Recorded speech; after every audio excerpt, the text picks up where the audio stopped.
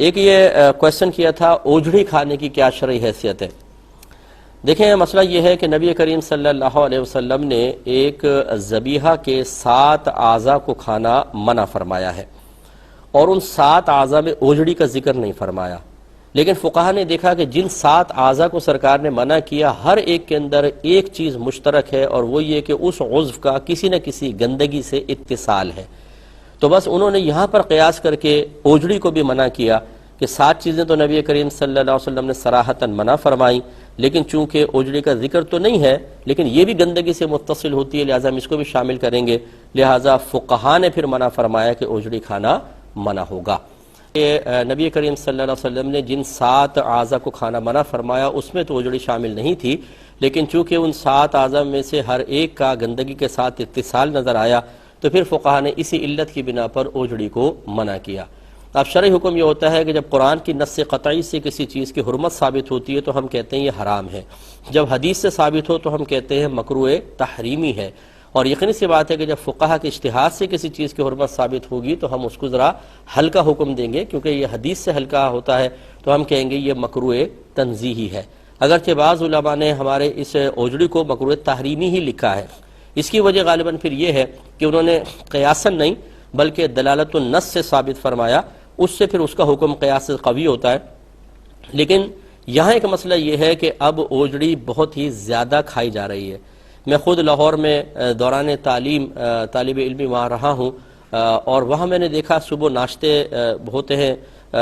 بڑے بڑے تھال لے کے بیٹھے ہوتے ہیں، اس میں اوجڑی بھی ہوتی ہے، اور 1-2 نہیں ہزاروں افراد ڈیلی کھا رہے ہوتے ہیں۔ اس کے علاوہ بھی چونکہ میں ایک عوامی آدمی ہوں، میں کویسچنز کرتا رہتا ہوں، لوگوں سے معلوم ہوتا ہے کہ بہت سارے لوگ اپنے گھروں میں اوجڑیاں کھا رہے ہیں، تو یہ بہت زیادہ عام ہو چکی ہے۔ فقہا جس چیز کو قیاساً اجتہاداً منع فرمائیں، جب وہ لوگوں میں بہت زیادہ عام ہوتی ہے تو اکثر فقہا کا پھر یہی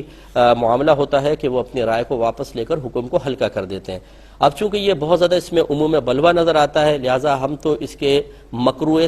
تنزیہی ہونے کے قائل ہیں، یعنی ہم یہ کہتے ہیں کہ اوجڑی کھانا مناسب نہیں ہے، شریعت کو ناپسند ہے اتصال گندگی کی وجہ سے، لیکن اگر کوئی کھائے گا تو گناہ گار نہیں ہوگا۔ لیکن اگر کچھ حضرات مکروہ تحریمی والے قول پہ عمل پیرا ہونا چاہیں تو بالکل ہو سکتے ہیں، وہ کرنا چاہیں کر لیں، لیکن اکثر ہوتا یہی ہے، اور یہ ہی ایک مفتی کی شان ہوتی ہے اور صلاحیت افتاء رکھنے والے کی شان ہے کہ وہ صرف لوگوں کو سخت مسئلے نہ بتائے، بلکہ عرف کی تبدیلی، لوگوں کے عادات اطوار کی تبدیلی کی وجہ سے احکام میں تبدیلی لے کر آئے۔ اور میں بطور نظیر صرف سمجھانے کے لیے عرض کر دیتا ہوں کہ اعلی حضرت امام اہل سنت اسپرٹ کو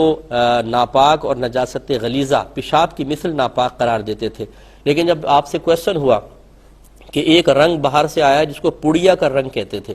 اس میں کنفرم وہ لوگوں نے کہا کہ جی اسپرٹ ملی ہوئی ہے اور اب لوگ اس سے کپڑے رنگ رہے ہیں، تو اس کے بارے میں کیا حکم شرع ہوگا؟ تو وہ اعلی حضرت کے جو اسپرٹ کو پیشاب کی مثل نجاست غلیظہ اور ناپاک قرار دیتے تھے،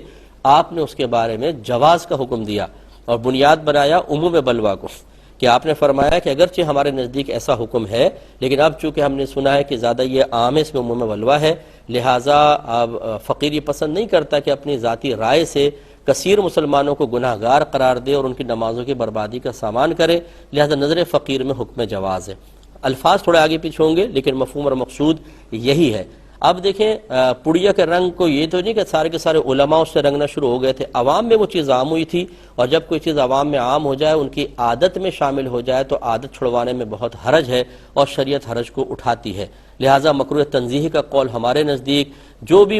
اسباب 6 جو مسا حکم کے تبدیلی کے اسباب ہوتے ہیں ان پہ نگاہ رکھنے والا ہوگا، انشاءاللہ وہ اس دور کے اعتبار سے یہی فیصلہ کرے گا۔ اگرچہ بہت سارے ایسے مفتیان کرام موجود ہیں، ان پہ کوئی طنز نہیں ہے، کوئی اٹیک نہیں ہے، کہ جو اسباب 6 پہ نہ دسترس رکھتے ہیں، نہ ان کو یہ معلوم ہے کہ یہ اسباب 6 کہاں اس وقت ان کی وجہ سے تبدیلیاں نظر آ رہی ہیں، بس وہ جیسا کتابوں میں لکھا ہوتا ہے ویسے آگے بیان کرنے کو کافی سمجھتے ہیں، بلکہ ہم جیسا اگر کوئی فرد ہے جو ان چیزوں پہ نگاہ رکھ کر اور مزاج شرع کو بنیاد بنا کر کوئی رعایت دینے بھی لگے تو وہ ہم پر اٹیک کرنا شروع کر دیتے ہیں۔ ان سے ایسے کسی فرد سے گزارش ہے کہ میں ایک طالب علم کی حیثیت سے اور آپ ایک عالم کی حیثیت سے تشریف فرما ہوئیے گا اور میرے کچھ بچکانہ سوالات کے جوابات دے دیں تو فقیر مطلب ساری زندگی آپ کا احسان مانے گا. ایسے حضرات سے میری گزارش ہے مجھے تھوڑا سا موقع دے دیا جائے. تو مجھے امید ہے اللہ کی رحمت سے کہ جب گفتگو ہوگی تو معلوم ہو جائے گا کہ کون صحیح کہہ رہا ہے اور کون غلط کہہ رہا ہے. لیکن اس کے باوجود میں پھر وہی عرض کرتا ہوں کہ اگر کوئی بزرگان دین کی کوئی بات لکھی ہوئی ہے اس کو بے عینی ہی کوڈ کرتا ہے, اس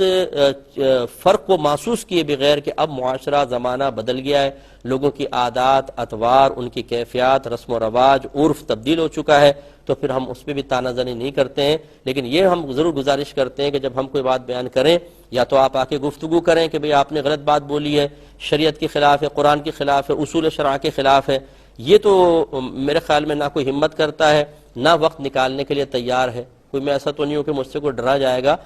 کہنے کا مطلب یہ ہے کہ یا تو بعض تو ہمت نہیں کر پاتے اور بعض وقت نکالنے کے لیے تیار نہیں ہے, لیکن طنز کرنے کے لیے اور پبلکلی اس طرح کے مسائل کو ڈسکس کر کے کسی پر اٹیک کرنے کے لیے تیار ہے. حالانکہ یہ بہت بڑا گناہ ہے اور یہ بہت ہی غلط چیز ہے. اس لیے ہماری گزارش یہ ہے کہ یا پہلے ان تمام اسباب سبعہ یا اسباب ستہ پر اچھی طرح نگاہ رکھ کر ان کی روشنی میں جو مسائل میں جدید دور میں تبدیلیاں آئی ہیں اس کو دیکھیں, پھر ہمارے اس بیان کردہ مسئلے کو جب انشاءاللہ سنیں گے تو فرق واضح طور پہ نظر آئے گا.